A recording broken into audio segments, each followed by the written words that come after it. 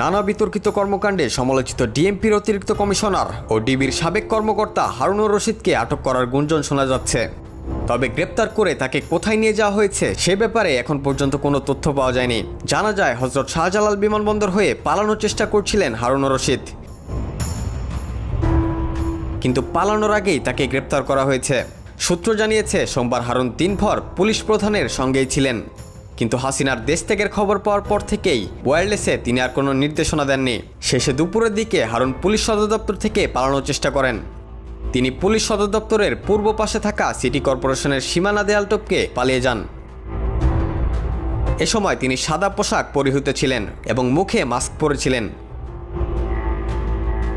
একাধিক সূত্র জানিয়েছে গতকাল দিনের কোনো এক সময় শাহজালাল আন্তর্জাতিক বিমানবন্দর থেকে তাকে আটক করে নিয়ে যায় রাষ্ট্রীয় একটি সংস্থা। সেটি পুলিশ, র্যাব নাকি অন্য কোনো আইন শৃঙ্খলা বাহিনীর সদস্য সেটি নিশ্চিত হওয়া যায়নি।